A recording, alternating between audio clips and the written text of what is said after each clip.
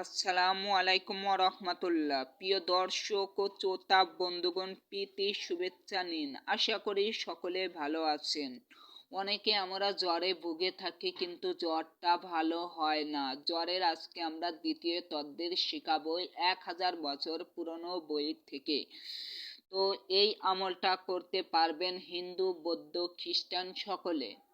তো তার আগে আরো কিছু কথা, যারা এই ভিডিওটা দেখছেন তারা লাইক, কমেন্ট এবং শেয়ার করে পাশে থাকবেন।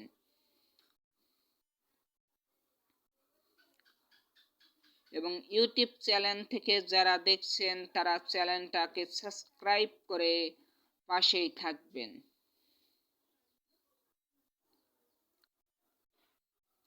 তো আমাদের বিভিন্ন কারণে জ্বর এসে থাকে। জ্বর এসের কারণে এবং অন্যান্য ব্যাধি আসার কারণে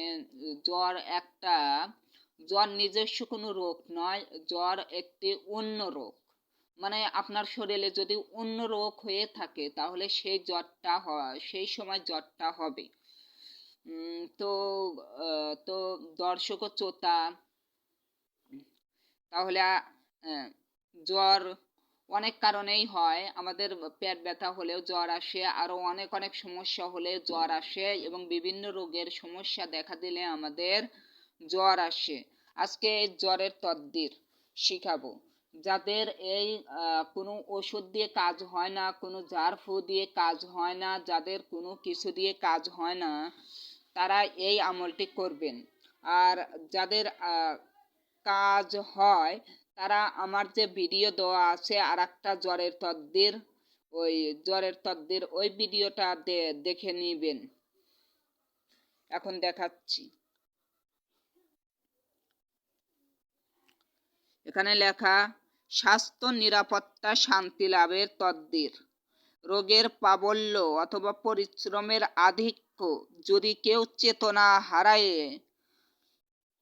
ফেলে, অথবা অত্যাধিক জ্বরের উত্তাপে যদি কেউ সংজ্ঞাহীন হয়ে প্রলাপ বকতে থাকে, মানে আবল তাবল বকতে থাকে, তাহলে নিম্নের তাবিজটি একখণ্ড সাদা কাগজের উপর লিখে পানি ভরা কলসির মধ্যে ভিজাইয়ে রাখিবে, এবং ওই পানির কিংদংশ তার মুখমণ্ডলে, মানে ওই পানির কিংদংশ মানে কিছু কিছু অংশের পানি আপনারা ওলগা হাত থেকে মুখে নিবে, হাতে ওই কলসির ভিতর থেকে নিবেন, নিয়ে তার মুখমণ্ডলে ছিটাইয়া অবশিষ্ট পানি তার মাথায় ঢালবেন। আল্লাহর রহমতে অল্প সময়ে মধ্যে তার চেতনা ফিরে আসবে। তাবিজটি এই। এখানে যেভাবে দেওয়া আছে, এখানে আমাদের মিশক জাফরানের কালি লেখার প্রয়োজন নেই, কিংবা নেই। তবে হ্যাঁ, লাল কলম দিয়ে লিখতে হবে। এটাকে লাল কলম দিয়ে লিখতে হবে, তবে জাফরান কালি হলে আরো একটু ভালো। নিষ্কার আমলটা একটু কঠিন মনে হচ্ছে। আচ্ছা, আপনারা দুটা আমলই আমি দিয়ে দিচ্ছি, আপনারা লেখেন। এই যে অনেকক্ষণ রাখি, তাহলে আপনারা নিজেরাই বুঝতে পারবেন। এইভাবে যেভাবে দেওয়া আছে ওইভাবেই লিখবেন আপনারা।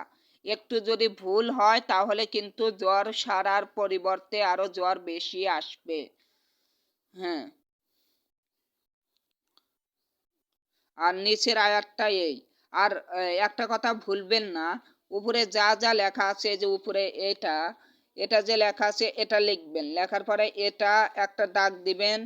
দাগ দিয়ে দেওয়ার পূর্বে এই এটা দিবেন, এটা দিবেন। একটা দাগ, চারটা দাগ টানাবেন। দাগ টানিয়ে চারটা দাগ টানিয়ে লিখবেন। চারদিকে চারটে দাগ টানানোর পর যেভাবে লেখা আছে ঠিক সেভাবে লিখবেন। আমি আবারও দেখাচ্ছি। আমি দেখাচ্ছি এই কারণে আপনাদের ভুল যেন না হয়।